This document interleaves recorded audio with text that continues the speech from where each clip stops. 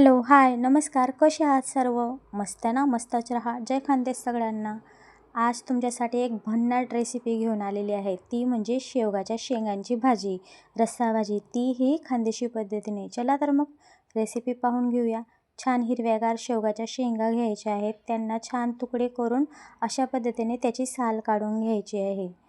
साल काढल्यानंतर हे लवकर शिजतं आणि जो तुरटपणा असतो तोही जातो.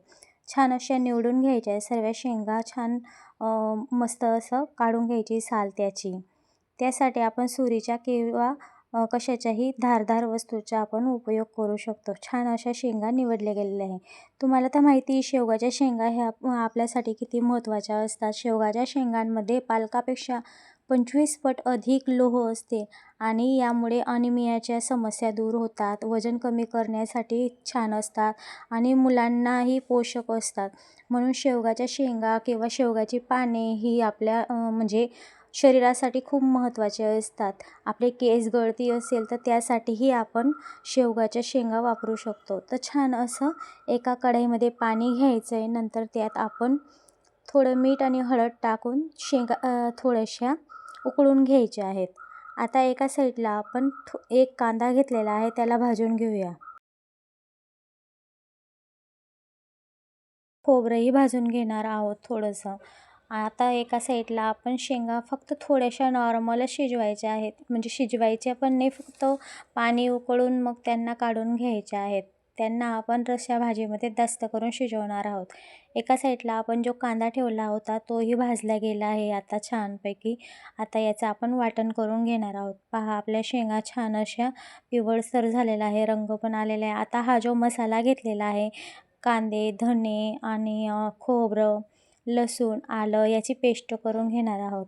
त्यासाठी आपण एक कढई ठेवलेली आहे. आता त्याला फोडणी देऊया. कढईमध्ये तेल घालून घेतलेलं आहे आणि जोपर्यंत आपण तो मसाला वाटून घेतला आहे तोपर्यंत आपण सर्व ही तयारी करून घेणार आहोत. आता मसाला झाला आहे आपला. आता आपण तेलामध्ये मसाला घालून घेऊया.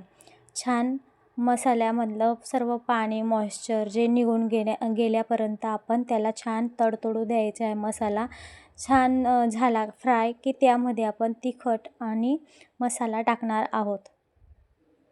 पहा तर मग अशा पद्धतीने आपण छान असा काळा मसाला करून घेतलेला आहे. आता यावर आपण शेंगा घालून घेणार आहोत.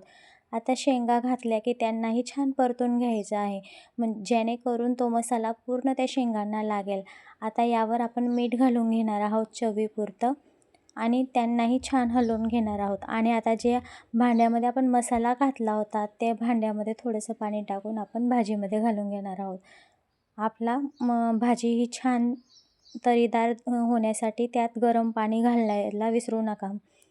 आता शेंगांना आपण पूर्ण 10 मिनटं शिजवू द्यायचं आहे, जेणेकरून जो अर्क असेल तो भाजीमध्ये पूर्ण राहील.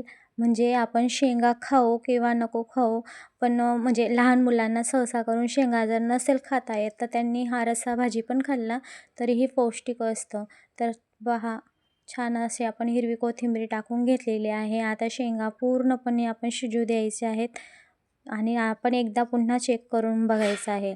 लहान मुलांना सहसा करून शेंगा खाता येत नाही, तर मोठ्यांनी त्यांना खाऊ घालायच्या. कारण की लहान मुलांसाठी हाडं मजबूत होण्यासाठी ही शेवगाच्या शेंगा खूप महत्त्वाच्या असतात. तर पहा, छान पद्धतीने आपली भाजी ही तयार झालेली आहे. आता वरती छान असा सार असा एकदम छान दिसत आहे. तर आपली भाजी तयार आहे. चला तर मग शेवगाच्या शेंगांची भाजी खायला. आणि आजची रेसिपी तुम्हाला कशी वाटली कमेंट्समध्ये नक्की सांगा हां. आणि अशा नवनवीन व्हिडिओ पाहण्यासाठी चॅनलला लाईक, शेअर, सबस्क्राईब करायला विसरू नका. धन्यवाद. पुन्हा तुमचे सर्वांचे मनःपूर्वक आभार.